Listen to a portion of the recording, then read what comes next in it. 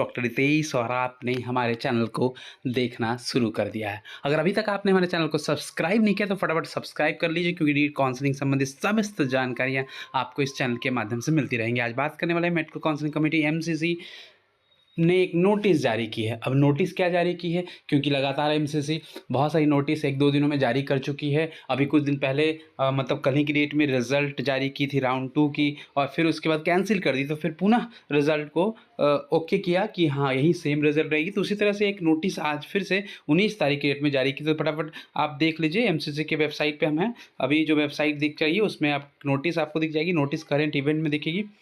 और यह नोटिस जो दिख रही है, देख के आपको नीचे जा रहे हैं और यहाँ पे आपको नोटिस दिख रहा है, notice for resignation from round 1 and round 2 seat. मतलब ये एक नोटिस जारी की है। अब नोटिस क्या है इसको डिटेल्स में समझते हैं। देखिए, ये नोटिस जारी की आज की डेट में, मतलब 19/9/2025 government of India, directorate general of health services, ministry of health and family welfare, निर्माण भवन, न्यू दिल्ली से जारी की गई है। ऑफिस ऑफ एमसीसी के ऑफिस से जारी हुई नोटिस नंबर है, सीरियल नंबर 33 है। नोटिस क्या है, अर्जेंट अटेंशन। तो स्टूडेंट, ये आपके लिए अटेंशन है। अटेंशन क्या है, it is for the information to all candidate.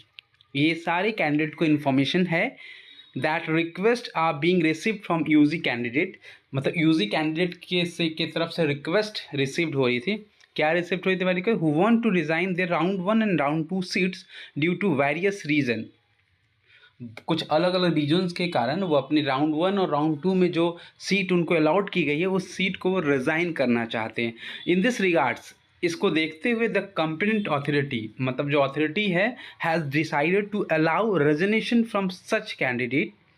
Resignation for such candidate मतलब उन कैंडिडेट के लिए रेजिग्नेशन की प्रक्रिया अलाउ की है, मतलब उन डिसाइड किया है कि हाँ उन्हें रेजिग्नेशन दिया जाए। तो द कैंडिडेट्स मतलब वैसे कैंडिडेट, वैसे जो परीक्षार्थी हैं जिन्होंने काउंसलिंग की थी राउंड 1 और राउंड 2 में और उनको सीट पे अलाउट हुआ था, who desire to leave their round 1 और राउंड 2 सीट। अगर वो चाहते हैं कि उनको वो अपनी राउंड 1 और राउंड 2 की सीट लीव करें, छोड़ें, दे कैन डू सो। मतलब अगर वो राउंड 1 राउंड 2 की सीट छोड़ना चाह रहे हैं तो वो ऐसा कर सकते हैं। अब कब तक कर सकते हैं, तो आज 19 तारीख मतलब 19 सितंबर के 2 बजे से लेके 24 सितंबर के 6 बजे तक ये अपने सीट को छोड़ सकते हैं। मतलब उसकी सीट के लिए रेजिग्नेशन दे सकते हैं। और ये रेजिग्नेशन का जो प्रक्रिया होगी, क्या इंस्ट्रक्शन है, वो कैसे फॉलो करेंगे, ये लिख लीजिए या जान लीजिए या समझ लीजिए। The candidate should take note of following instruction. Round 1 candidate who did not get upgraded in round 2 can resign from their seat without forfeiture of security reported within stipulated time of resignation। मतलब कह रहा है कि round 1 के candidate जो round 2 में upgrade नहीं हुए हैं वो रिज़ाइन कर सकते हैं, there without forfeiture of security deposit. मतलब बिना अपने सिक्योरिटी डिपॉजिट जब्त हुए वो अपनी सीट को रिज़ाइन कर सकते हैं, जो कि आपको टाइमलाइन दिया गया है। टाइमलाइन क्या दिया गया है, 19/9/2025 2 PM से लेके 24/9/2025 के 6 PM तक की ऐसा कर सकते हैं। अब देखिए, freshly allotted candidate of round 2, वैसे कैंडिडेट जिनको राउंड 2 में फ्रेश नए जिनको अलाउड हुई है, who joined their seat but not want to resign can vacate their seat with forfeiture of security within stipulated time of resign। मतलब freshly allotted candidate of round 2 who joined their seat but now want to resign, मतलब उन्होंने round 2 में उनको seat अलाउट हो चुकी है और अब वो ज्वाइन भी कर चुके हैं सीट को, लेकिन चाहते हैं कि वो अब सीट छोड़ दें, तो वो भी ऐसा कर सकते हैं। समझ गए। Candidate who got upgraded in round 2, मतलब वैसे कैंडिडेट जो राउंड 2 में अपग्रेड भी हो गए, मतलब उन्होंने अपग्रेड के लिए डाला था, हो सकता कोई दूसरी कॉलेज मिली थी, अब कोई दूसरी कॉलेज उन्होंने अपग्रेडेशन के लिए डाला और उनको अपग्रेड होकर मिल भी गई, ज्वाइंट अपग्रेडेड सीट, मतलब वो अपग्रेड सीट भी ज्वाइन कर लिया, but now want to resign from their seat, मतलब अब अपनी सीट से रिजाइन करना, can vacant their seat with for feature of security with in stipulated time of resignation, मतलब जो टाइमलाइन दिया गया उसके टाइमलाइन में आप अपनी रेजिग्नेशन दे सकते हैं।